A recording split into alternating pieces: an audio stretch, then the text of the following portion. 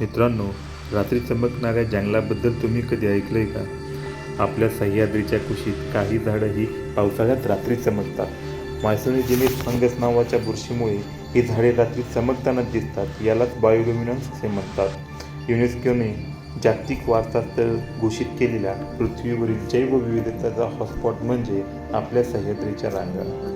या पर्जन्यवनात पावसाळ्याच्या रात्री निबिड अंधारात काही झाडे, काही मशरूम, लाकडं चमकताना दिसतात. तळ कोकण जंगलात मुसळधार पावसाळा एका रात्री मिलिंद भापसेकर या तरुणाने शोधलेल्या जागी मला हा अद्भुत असा चमत्कार पाहायला आला. सृष्टीचा हा अनोखा सोहळा खूप पाऊस व बाष्प असलेल्या ट्रॉपिकल रेन फॉरेस्टमध्येच अनुभवता येतो.